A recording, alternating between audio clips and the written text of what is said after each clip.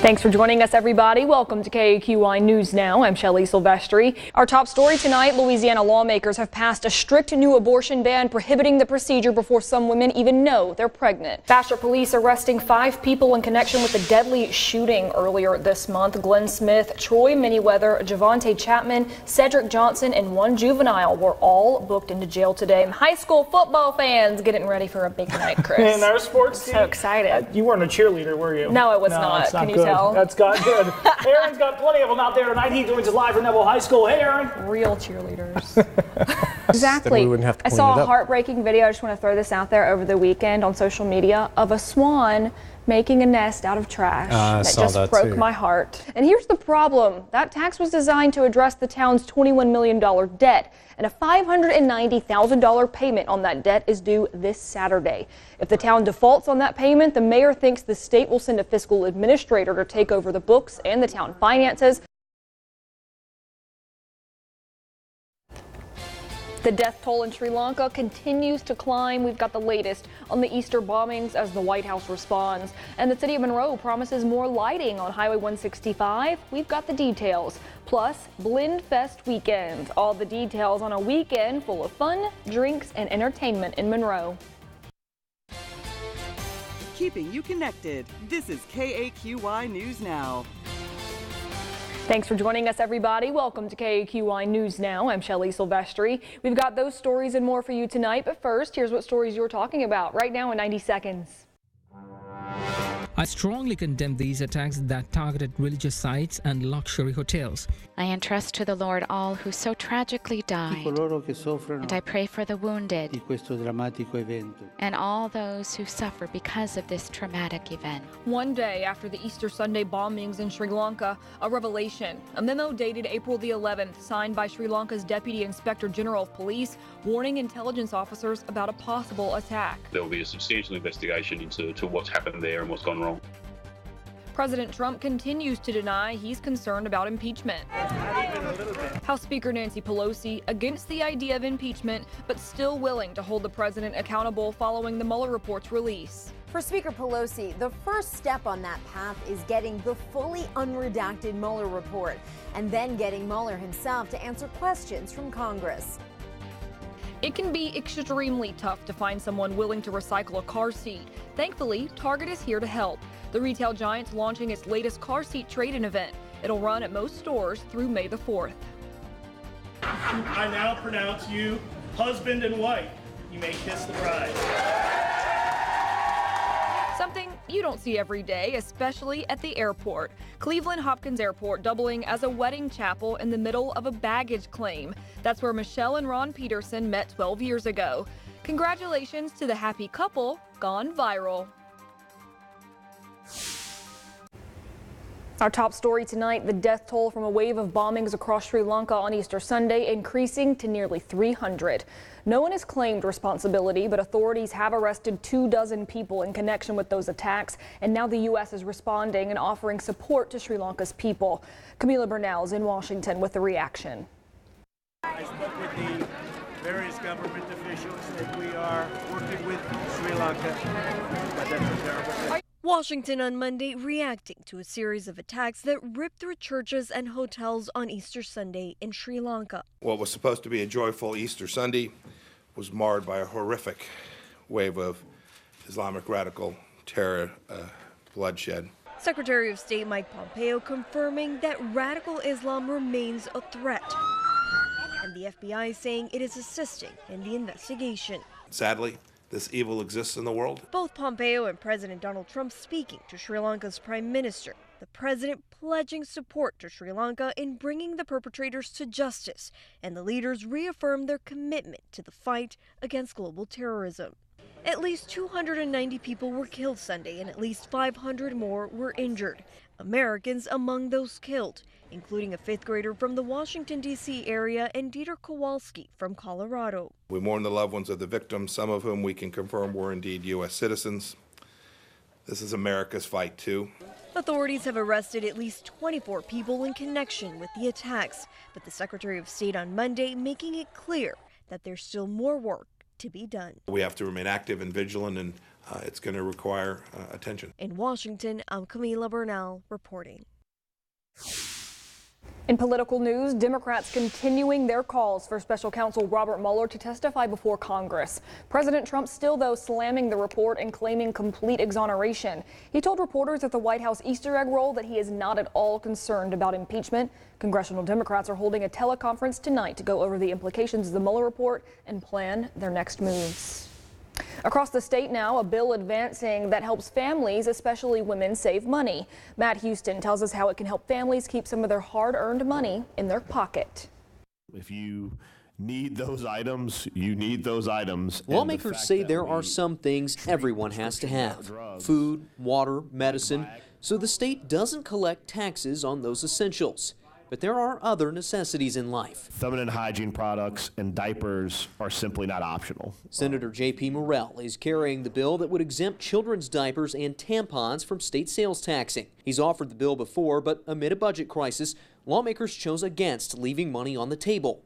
But now the state's budget is stable, and that might mean lawmakers are more open to the idea. Our taxes and our budget are moral documents, and we say where our priorities are going to be as a state for our families. And so I think, can we handle it as a question is, do we want to handle it? Advocates like Susan Nelson say it could put money back into families' pockets that they can spend on other things.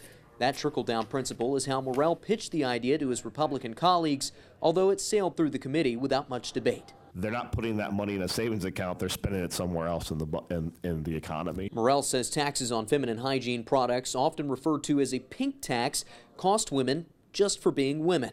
The final version of the bill would have to be approved by the voters in a constitutional amendment. Meantime, Louisiana's recovered more than $23 million after double paying many taxpayer refunds this year. Nearly 67,000 taxpayers were double paid their refunds in March. State officials say it was a computer error. In most cases, the double payment was made through direct deposit or debit cards, and those have been reversed. No word on how much is still outstanding. Well, good news for people living in Monroe. Property tax and millage rates are not going up. Today, Mayor Mayo announced the city won't request a change to the current rates. That means the city will just roll forward the existing rates. Also in Monroe, a drainage project in the south of the city is entering a new phase. The Georgia Street pump station's now in the design phase. Tomorrow, City Council votes to add environmental services to the contract to get more funding from FEMA. The plans began after the flood of 2011. The pump station will cost $5.4 million. And a busy highway in Monroe may soon see more light. Mayor Mayo wants to install 33 new street lights from Century Boulevard to the city limits line south of Winsboro Road. Tomorrow, City Council will vote on which company will install the lights. City engineer Kim Golden says the lights will make Highway 165 South more vibrant and safer. The actual lights themselves have a very long lead time. So it's a very good sign that this is moving forward. But it is going to be a little while longer before anybody sees things actually happening out there. But as we've seen before, when they start happening, they happen really fast. So our anticipation is that this project would be complete within the next 12 months. The cost of the project is just over $500,000.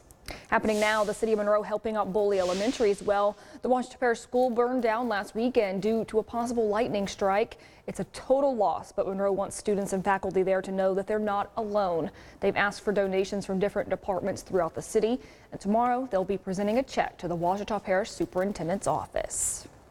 Let's turn now to our first check outside with Chief Meteorologist Tom Pearson. Could we have asked for a better Monday? I don't think so. We could have, but I don't think we could have gotten it. Yeah, I don't think it would have been any better. It was pretty nice. Right. The weekend was even better, as a matter of fact. And guess what? Next weekend, probably 2 thumbs up for that, too. But we do have some storms to contend with in between now and then, I'm afraid. But not in the immediate future, certainly not overnight tonight nor tomorrow. In fact, we'll see a few high-level clouds for tonight with low temperatures somewhere around 60, give or take just a little bit. And then quite a bit of cloud cover, I think, through most of the day. We may see some sunshine here and there and some filtered sunshine.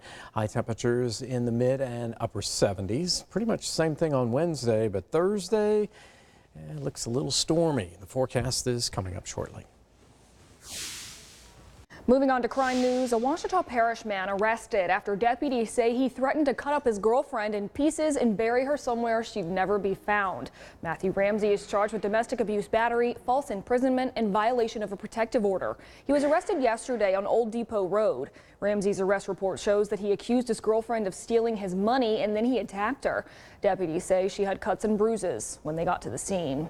Also, a man who pleaded guilty in dumping military explosives at Camp Minden has only paid $100 toward his restitution. An attorney for William Wright says he didn't arrange for payments before going to prison. Records show he was notified yesterday that his total balance of more than $149,000 will be taken from his investment account. Wright and 4 others pleaded guilty in that case. He's serving 5 years in prison. Around the region, for the first time since a violent attack in Dallas was caught on video, the victim, a transgender woman, is speaking out. Malaysia Booker reportedly suffered a broken wrist and a concussion. Brian New shows us what she's saying now. This time, I can stand before you, whereas in other scenarios, we are at a memorial. 23-year-old Malaysia Booker, a transgender woman, was attacked last Friday outside Royal Crest Apartments on Wilhurt Avenue in South Dallas. Cell phone video caught the incident. Multiple people can be seen punching and kicking Booker's face, head, and body. Bystanders watched, and according to police, homophobic slurs were used. Today, surrounded by supporters, Booker spoke publicly. This has been a rough week for myself, the transgender community, and also the city of Dallas. But I want to sincerely thank all you guys for coming out. By your support and fairness and justice, I'm overwhelmed by your presence, your donation, the support of my transgender family and allies who want to see justice served in this case.